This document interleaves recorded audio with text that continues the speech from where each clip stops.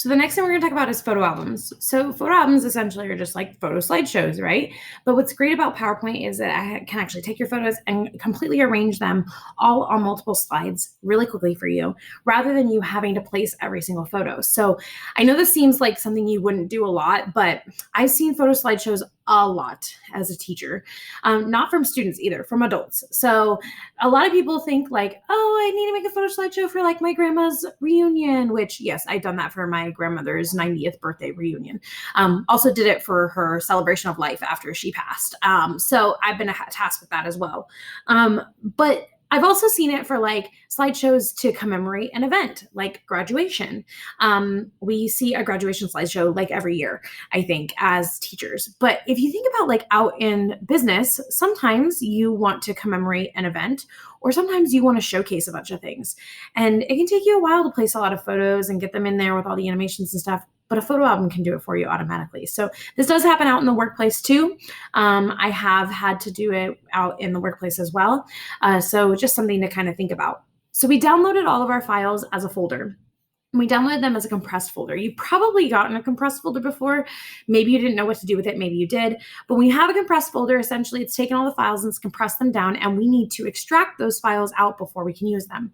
I can click in here and I can look at the different photos that are in here, and I can grab them and open them and use them. But really, if you truly want to have all the photos in their full view, what you want to do with this zip file when you're out here looking at it in your downloads folder is you want to extract it. So usually when you're on a zip file, you have a yellow or a pink bar that pops up on a PC. If you're on a Mac, it might look different, but you have a compressed folder options and you can extract all of these files. So when I extract them, it'll ask me like, where do you want to put them? And usually it's like right next to where, and then I can show the extracted files when I'm done. So it'll open up a new window and show me those files. And then I can extract, and it'll extract them, and then it will show me the folder with the files completely extracted on my computer. And you can see that that's been put in my downloads folder with the same name. So they're sitting, if I go and I refresh this, they're sitting, in the same area, and I have them available, but I want to use the one that isn't compressed.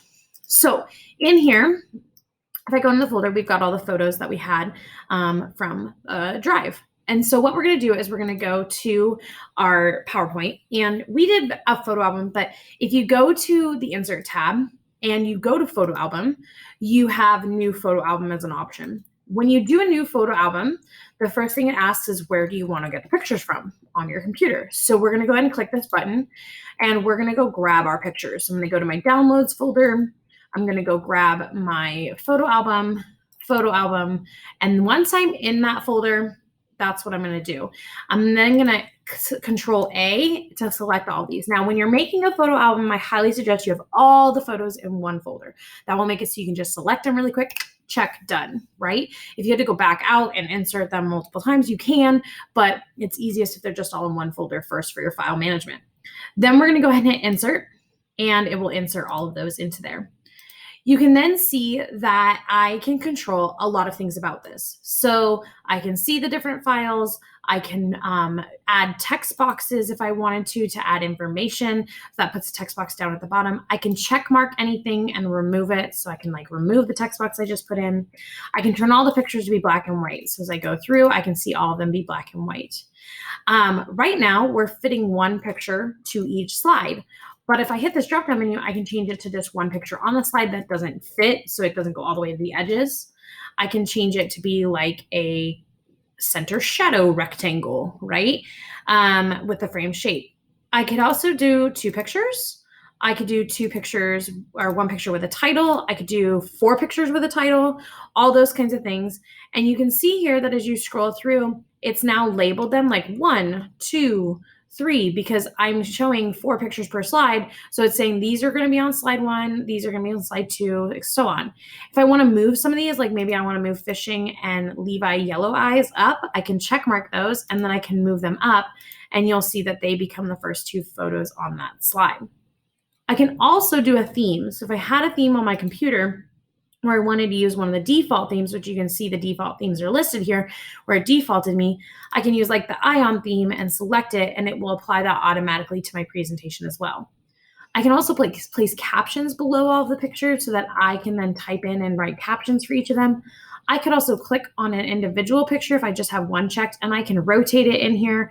I can adjust the brightness and contrast automatically, all of those types of things.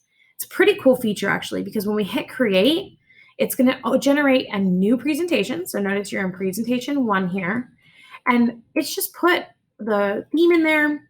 It has all my photos and the names of those photos, and I could edit those. I could add a new title, put them all in order in black and white, paste them in there. Check, I'm done. Now I just need to add transitions and animations, and it is golden.